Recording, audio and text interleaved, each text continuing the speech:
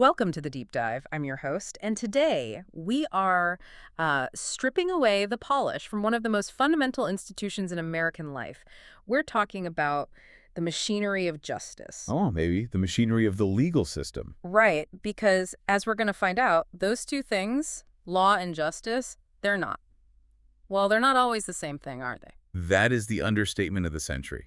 I mean, today isn't just a book review. It's more like a structural teardown. Tear down. I like that. Yeah, we are looking at the American criminal legal system not as, a collection of Law and Order episodes where everything works out.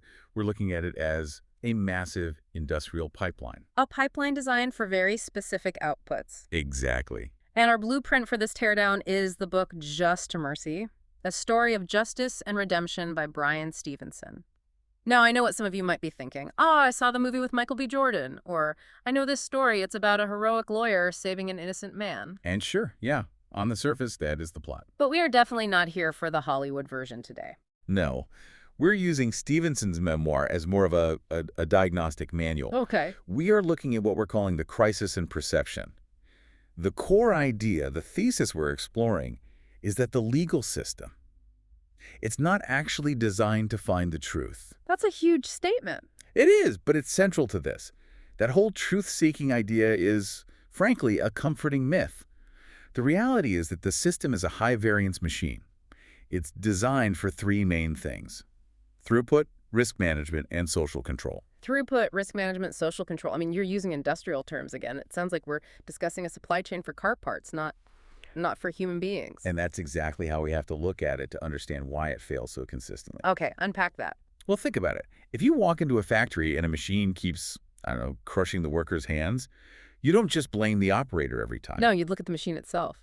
You look at the design of the machine. Today, we're looking at the design. We are going to trace what we're calling the institutional pipeline all the way from the moment the police lights flash in the rearview mirror Right. through the crushing weight of the trial into the warehouse of incarceration, and then finally to the almost sealed door of post-conviction appeals. And we're going to do this by following the diagnostic trace of one man's story, Walter McMillian. Yep. But before we can get to Walter, we have to meet our guide. We have to meet Bryan Stevenson. And he wasn't always this, titan of civil rights law he is today. When this book starts, he's kind of a mess. He's a kid, really. He's just a kid. Yeah. It's 1983. He's 23 years old, studying at Harvard Law, and he is just profoundly disillusioned. He feels like the law is just a bunch of puzzles. Exactly. Esoteric puzzles, completely disconnected from the poverty and the racial inequality that he saw growing up. So he takes an internship down in Georgia with the SPDC, the Southern Prisoners Defense Committee. And his very first assignment, his first real task, is just to go tell a man on death row that he isn't going to be executed that year. That's it. That's the whole job. Yeah. Just, hey, you're safe for the next 12 months. And Stevenson admits he was terrified. He writes in the book, "I wasn't prepared to meet a condemned man. He was expecting a monster." Of course. Yeah. And this is the first crack in that myth we're talking about. We are conditioned, I think, to believe that people on death row are somehow different from us, that they're another species. Monsters. Right. But Stevenson goes in and he meets this man, Henry, and they never talking for hours about family, about music, about life. And when the guards finally come to drag Henry away, Henry starts singing a hymn. Wow. It's this moment of just profound, unbelievable humanity in an environment that is specifically designed to strip every last shred of it away. And that one moment, it basically creates Stevenson's core philosophy for his entire career. He called it proximity. Yes, proximity. You can't understand the system from a textbook. You can't understand it from a classroom at Harvard. You have to get close to the people that it's crushing. You have to be there. So let's get close. Let's go to Monroe County, Alabama in the late 1980s.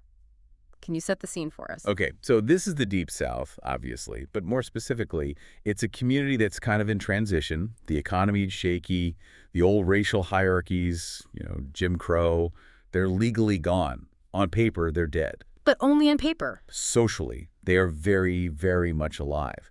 And this is the era of tough-on-crime politics. Nationally, incarceration rates are just exploding. Right. This is the beginning of that huge spike on the graph that everyone's seen. Absolutely. And politicians are winning elections by promising to lock people up and throw away the key. There is a palpable anxiety in the air, a real sense of fear. And into this anxiety steps Walter McMillian. Now, Walter isn't a drifter. He's not a career criminal. He's a local success story. He really is. Walter McMillian is a black man, about 45 years old.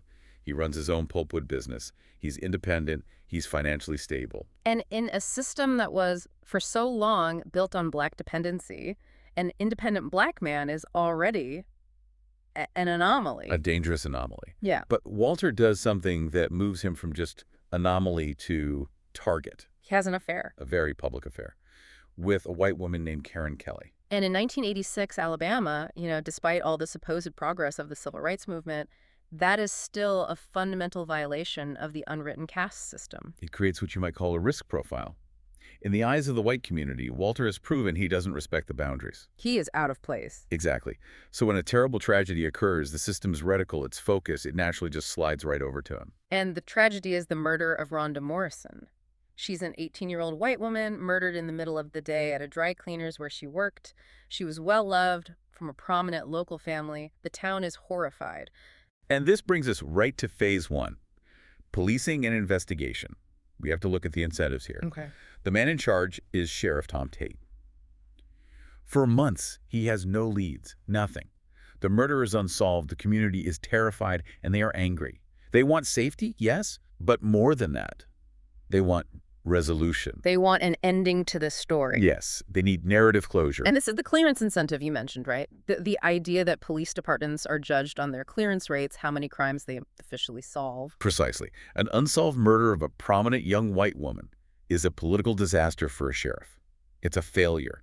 The system demands a culprit. It absolutely cannot tolerate ambiguity. So the incentive isn't find the truth. No, because the truth might be complicated or messy or even unknowable. The incentive is much simpler. Find a suspect. So they're desperate for a lead, any lead. And they find a lever, a person they can use, a guy named Ralph Myers. Ralph Myers is. He's a fascinating and deeply tragic character in this whole machine. He's a white man. He's got a long criminal history. He's been badly burned in a fire, which has left him physically scarred and very psychologically unstable. And he gets implicated in a completely separate murder in a nearby county. Right. And the police, they realize immediately this guy is vulnerable. So they squeeze him. They squeeze him hard. And Myers, he just starts talking to get the pressure off himself. He spins these wild, contradictory yarns. He implicates himself. He implicates other people. But the police, already knowing that Walter McMillian is a person of interest because of the affair, they start steering them. They start steering Myers. Did you know Walter? Hey, was Walter there with you? And Myers, who is clearly just trying to survive, realizes what the police want to hear. And he gives it to them. He says Walter McMillian killed Rhonda Morrison. But here's the part that's it's where the system design gets so terrifying. The police have to know Myers is lying. They absolutely know. His story changes constantly. The details he gives don't match the crime scene at all. But they have an accusation. And that's enough. That is enough to act. But they can't arrest Walter for murder just yet. Even for them, the evidence is too thin. So they use a pretextual arrest. Explain that. What does that mean in this context? It's a classic tool of social control. The police find a reason, any reason at all, to detain their target while they build the case they actually want to make. So it's a holding charge? A holding charge. In Walter's case, they get Ralph Myers to claim that Walter sexually assaulted him. It's this bizarre, clearly coerced allegation. But based on this, the police charge Walter with sodomy, which was technically a crime in Alabama at the time. Wait, so they arrest him for sodomy just to get him in a cell? Yes, it allows them to completely bypass the need for probable cause on the murder charge. They lock him up. And the way Sheriff Tate handles the arrest itself, it says everything. It really does. This isn't a polite knock on the door with a warrant. Stevenson details how Tate confronts McMillian with a mob of deputies using racial slurs, and then he makes a very specific, chilling threat. He says, I ought to take you off and hang you like we done that nigger in Mobile. Like we done. Nary Mobile? He's talking about Michael Donald. Who was lynched by the KKK in Mobile just a few years earlier in 1981. Yes. So Sheriff Tate isn't just being mean or racist in a general way. He is deliberately invoking a very recent history of racial terror to enforce compliance. He is sending a message. The law doesn't protect you. I am the law. It's unbelievable. So Walter's in jail on this completely bogus charge, but the police still have a huge problem with their murder narrative. A big one. Myers' story about the murder includes a specific detail. He says Walter drove his truck to the scene of the crime, and Myers describes this truck as a lowrider. A converted lowrider. Very distinctive, very memorable. But Walter McMillian didn't drive a lowrider, not even close. He drove a regular, modified pulpwood truck for his business. It looked nothing like a lowrider. And this is where we see the clash between what we can call paper reality versus actual reality. Right. In a functioning investigation, this discrepancy would clear Walter instantly. Any detective would look at his actual truck, look at the statement from Myers, and say, okay, Myers is lying. This story is garbage. But the system is already committed to the narrative. It's locked in. So what do? They don't change the theory to fit the facts. They change the facts to fit the theory.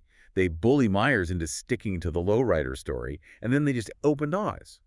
They simply ignore the physical reality of Walter's actual truck. They write it down in the official file that Walter drove a lowrider, effectively overwriting reality with administrative fiction. That is gaslighting on an industrial scale. It's insane. It is narrative lock-in. Once the machine starts processing Walter as the killer, all contrary evidence, even something as concrete as a truck, is just filtered out as noise. So they have their suspect, they have their narrative, however flimsy. Now we move to phase 2, charging and prosecution. This is where we meet the district attorney, Ted Pearson. Ted Pearson is the gatekeeper at this stage. And again, you have to look at the incentives. He creates the court docket. He has total discretion over what to charge. And he's approaching retirement. Exactly. He's thinking about his legacy. He wants a big win on the Rhonda Morrison murder case. It's the biggest case in the county. So he decides to charge capital murder. He's going to seek the death penalty. But he still has the Myers problem. Legally, Myers is an accomplice in the story he's telling, and you can't convict someone based only on the word of an accomplice. You need corroboration. Right. It's an old rule in law, and it's meant to prevent exactly this situation. One criminal blaming another just to save their own skin. So the state needs another witness. They need someone else to say they saw Walter's truck near the dry cleaners. And this is where Bill Hooks and Joe Hightower come in. This is where we see what you could call the marketplace of testimony. Bill Hooks is in jail on unrelated charges. He's looking at serious prison time. The system presents him with a transaction. It's like the prisoner's dilemma, but weaponized against the truth. The DA's office effectively says, if you help us with this case, you go home. If you don't, you go to prison for a long time. That's not a choice. That is just straight up coercion. And suddenly, Bill Hooks remembers seeing Walter's lowrider truck at the dry cleaners on the day of the murder. He testifies. And in exchange, what happens? He's released from jail immediately. And he even gets reward money, right? Yes, reward money. Yeah. The system literally paid for the perjured testimony that it created. And then there's Joe Hightower. Same deal. He's facing his own legal troubles. He's compromised. He testifies he saw the truck. His charges get dropped. It seems so transparently corrupt. How does a jury not see right through this? I mean, these guys are getting deals to testify. Well, a couple of reasons. First, the jury isn't always told the full extent of the deals. It's often minimized or hidden. But more importantly, the prosecution presents this as corroboration. They're layering these unreliable testimonies on top of each other until, from a distance, it starts to look like a brick wall of evidence. It's an illusion. An illusion built on lies. But before they even get to the jury, they do something to Walter that, I mean, when I read it in the book, I found it absolutely shocking.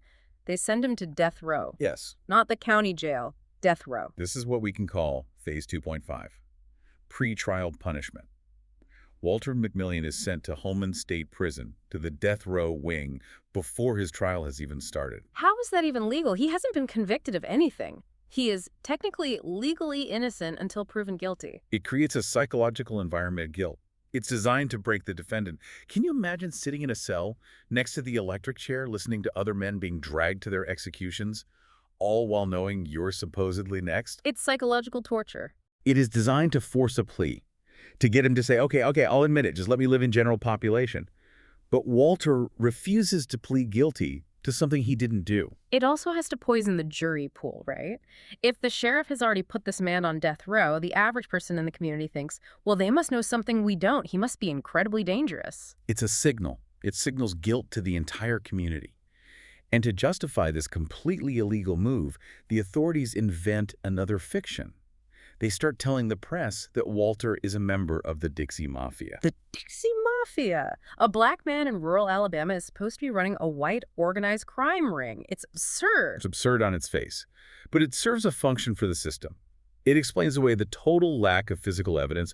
Oh, he's a pro, he's a kingpin, he cleaned it all up, and it justifies the extreme security measures, like putting him on death row pre-trial. It just ramps up the fear. So Walter is psychologically broken, he's isolated from his family, and he's been publicly framed as a mob boss. Now, we finally go to phase 3, the trial.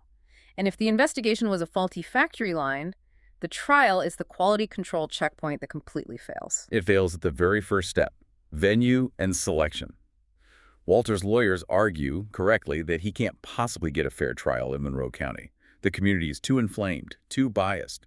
The judge agrees and grants a change of venue. Which sounds like a win for the defense. It should be. It's supposed to be. Yeah. But they move the trial to neighboring Baldwin County. Now here's the key. Monroe County, where the crime happened, is about 40% black. Baldwin County at the time was extremely white. That feels deliberate. That can't be an accident. By moving the trial there, they have statistically, almost completely, eliminated the peers of the defendant from the jury pool. It's jury tampering on a macro level. It ensures a specific demographic will be hearing the case. But it gets even worse during voir dire, the actual process of jury selection.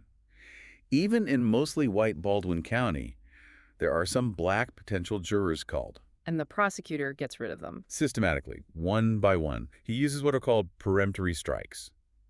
These are challenges where a lawyer can remove a potential juror without having to state a cause, a valid reason. But wait, isn't there a Supreme Court case about that? Something that says you can't do that based on race. Batson v. Kentucky. Yes, there is. Yeah. Batson says you cannot strike jurors based on race.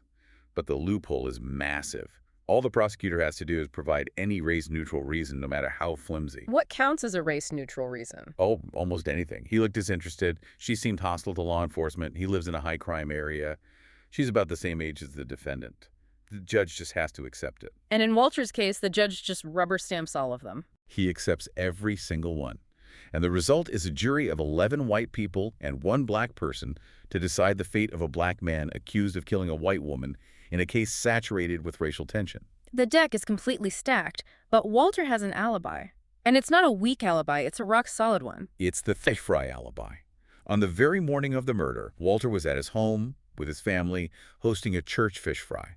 There were dozens of people there all morning. Dozens. Neighbors, friends, church members. And a police officer. Right. A police officer came by to buy a sandwich for lunch. He saw Walter there. He talked to him. So let's just lay this out. On one side, you have a police officer and 30 or so church-going citizens saying he was here with us miles away from the murder. And on the other side, you have Ralph Myers, a known liar, a career criminal, a man who was testifying to save his own skin, saying he did it. And the jury believes Myers. The jury believes Myers. Why? I mean, how is that possible? This is a core concept from the book. It's what we call racialized credibility. The system, and the jury in this case, weighs the testimony of one compromised white criminal as having more mass, more value, than the combined testimony of 30 black citizens, including a black police officer. In the eyes of that jury, the black witnesses are all just assumed to be biased. Or lying for one of their own, or maybe they're just simple-minded and mistaken about the time. Their testimony is discounted. Myers, despite all his baggage, offers the narrative the jury wants and is perhaps predisposed to believe. So the jury convicts. They do. They find him guilty. But here is the final, bizarre twist of the trial. The jury sentences Walter to life imprisonment. They do not vote for the death penalty. Which implies that maybe they had some lingering doubt, or just felt it didn't rise to the level of execution. Or they felt there were mitigating circumstances. We don't know why. But whatever the reason, the people, the jury, spoke. Life in prison. But Walter ends up back on death row anyway, because of the judge. Judge Robert E. Lee Key. A name that certainly carries some historical weight. Indeed. Judge Key uses a power called judicial override.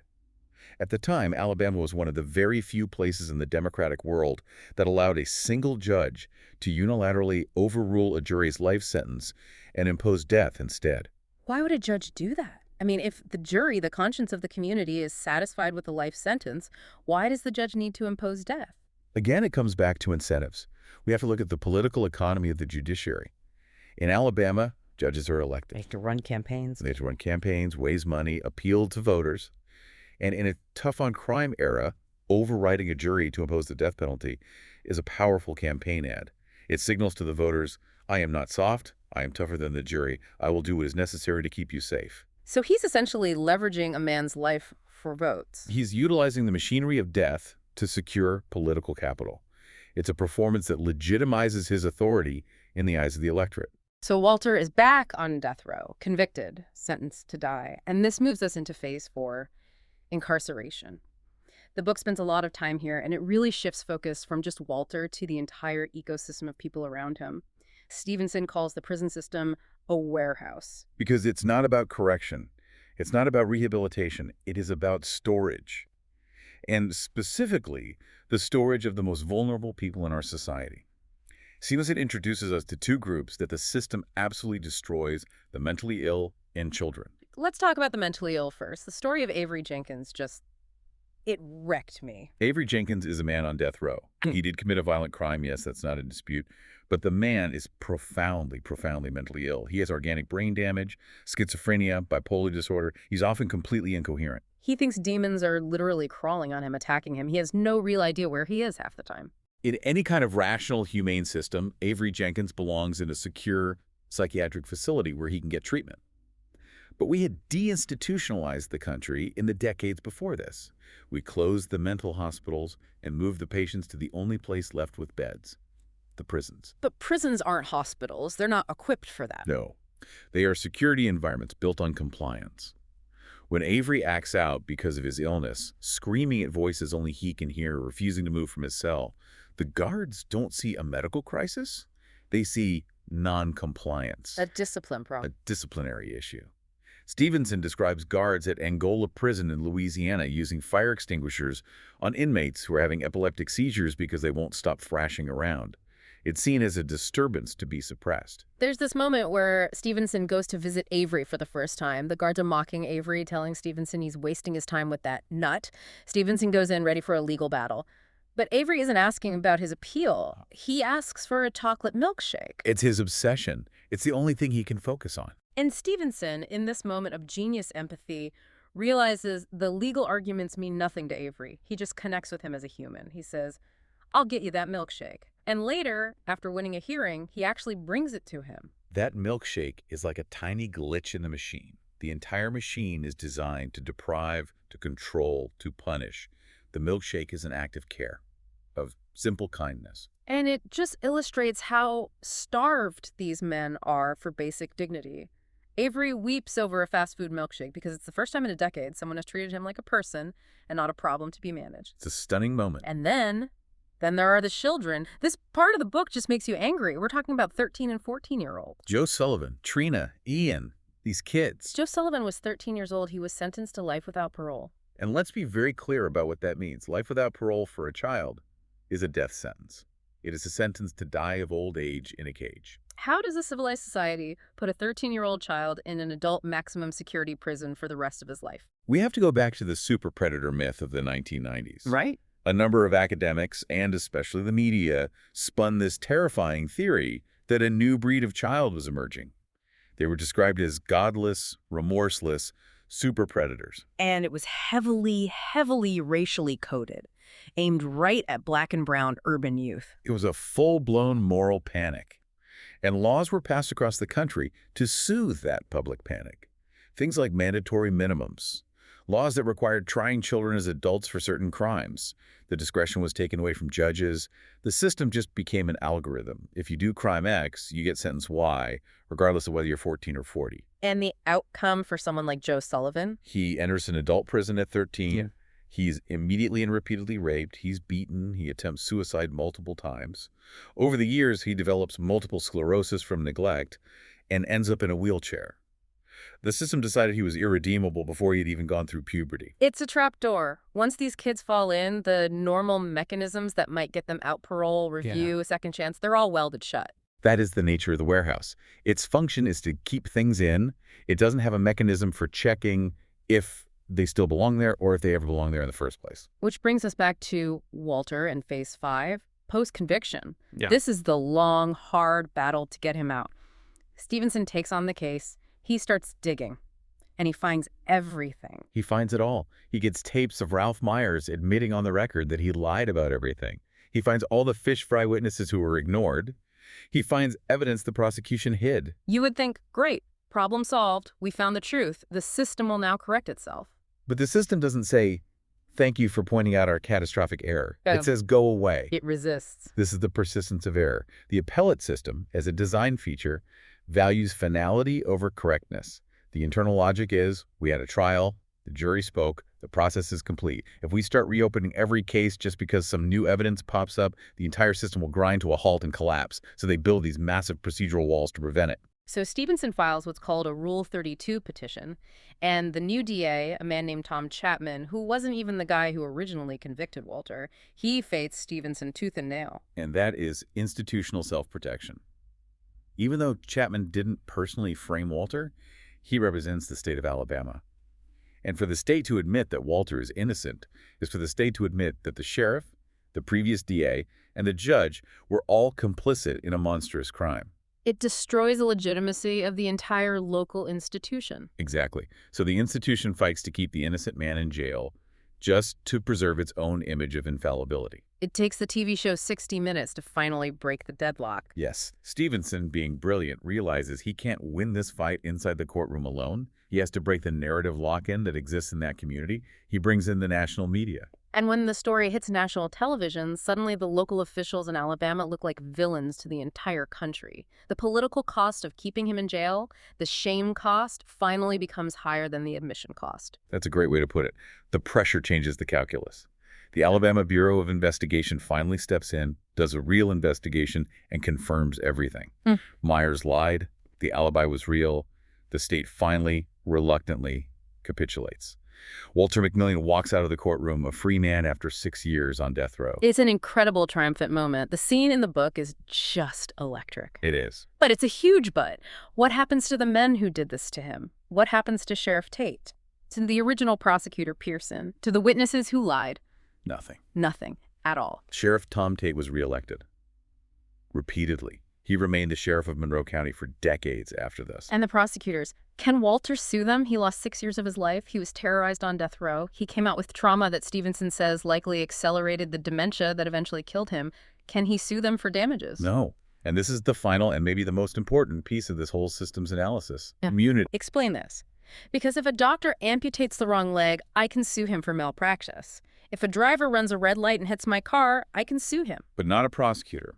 In the case Connick v. Thompson, and a series of others like it, the Supreme Court has ruled that prosecutors have absolute immunity for their official prosecutorial acts. Even if they intentionally hide evidence that proves someone is innocent. Even if they intentionally hide evidence, even if they knowingly use perjured testimony, you cannot sue them for civil damages for those actions. That is insane. You're telling me there is zero negative feedback loop for that kind of misconduct? There is zero financial or legal cost to the bad actor in that role. Think about the incentives. If I am a DA and I frame you and I win the case, I get reelected, I get praised for being tough on crime. If I get caught 10 years later, I'm retired and I am immune from any lawsuit. Why would I ever stop cheating if it helps me win? The incentive structure actually rewards the misconduct. It rewards it because it produces convictions, which are counted as wins, and it carries absolutely no downside risk for the decision maker. The machine learns to cheat. It evolves to maximize throughput. And since cheating increases throughput, The machine protects the cheaters. that is a terrifying but logical conclusion. We've traced the entire pipeline. We see the flaws at every stage. But Stevenson, at the end of the book, he zooms out even further. He connects this whole pipeline to the sweep of American history. This is phase 6, interconnection analysis. Yes, he argues you cannot understand what happened to Walter McMillian in 1987 without understanding the 4 major institutions that have shaped America's racial hierarchy over centuries. The first is slavery. The creation of the hierarchy, the system that converted human beings into capital. The second is terror, the era of lynching after the Civil War. That's the system for enforcing the hierarchy through brutal public violence and fear. When Sheriff Tate invokes the lynching in Mobile, he is drawing a direct, unbroken line from that history to his actions today. The third institution is Jim Crow segregation.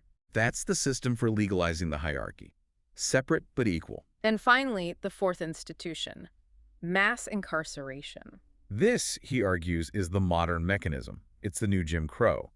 It's the system for codifying the same old hierarchy, but it uses the neutral-sounding language of crime and public safety to achieve the same results. Stripping rights, controlling movement, and disenfranchising a specific population. And it's all driven by economics, isn't it? The poverty trap. Absolutely. Stevenson has this incredible quote: "The opposite of poverty is not wealth. The opposite of poverty is justice." Wow. In America, the system treats you far better if you are rich and guilty than if you are poor and innocent. Walter McMillian was railroaded because, in those crucial early hours and days, he didn't have the resources to hire a top-tier lawyer and fight back effectively. He was capital poor in a system that sells justice to the highest bidder. We have covered so much ground here. We've looked at the police, the prosecutors, the courts, the prisons, the appeals process. If we step back now and look at the whole crisis in perception, what is the one single thing you want the listener to really take away from this? What happened to Walter McMillian was not a malfunction of the system. That's a hard thing to hear. It feels better to think it was a mistake. It is. We desperately want to believe he was a glitch, that Sheriff Tate was just one bad apple, an anomaly. But a systems analysis, the kind Stevenson provides, it shows otherwise. The machine worked exactly as it was designed to work. It identified a social risk, a black man crossing established racial lines. It processed that risk using the most efficient tools it had: pretextual arrest, coerced testimony, prosecutorial discretion, and it achieved a resolution, a conviction, and a death sentence. It managed the throughput. The fact that he was innocent, that was a secondary concern to the system's primary function. Accuracy is a luxury in this system. Finality is the goal. And if we want to change this, we can't just fire a few bad sheriffs. It's not enough. We have to redesign the incentives. We have to strip prosecutors of absolute immunity. We have to fund public defense at the same level we fund prosecution. We have to stop electing judges based on who can make the toughest sounding campaign ad. We have to change the architecture of the machine itself. Stevenson ends the book with this powerful call for mercy, and he talks about the need for stonecatchers. It's such a beautiful, haunting metaphor. In the biblical story, Jesus tells the crowd that he who is without sin cast the first stone at the woman accused of adultery. Stevenson says that in our modern world, the stones are being thrown constantly. The system throws them. Fear throws them. Public opinion throws them. We need people who are willing to stand in between the condemned and the mob and just catch the stones. It's not just about doing legal work, it's about bearing witness. It's about refusing to look away. Exactly. It's about proximity. This Mercy is a heavy book. It's a difficult read, but it is an absolutely essential one. It's not just a memoir. It really is a diagnostic manual for the world that we live in. We highly, highly recommend you read it. Get it from your local library. Share it with someone. It will completely change how you watch the nightly news. It'll change how you see a police cruiser driving down your street. It's a true paradigm shift. This project is free and publicly accessible. If you'd like to support the time, tools, and research behind crisis and perception, you can become a supporter on Patreon. For a shorter visual overview of this topic, see the mini explainer linked in the description. If you enjoy this kind of systems-level analysis, please like, subscribe, and comment with books or topics you'd like us to explore next.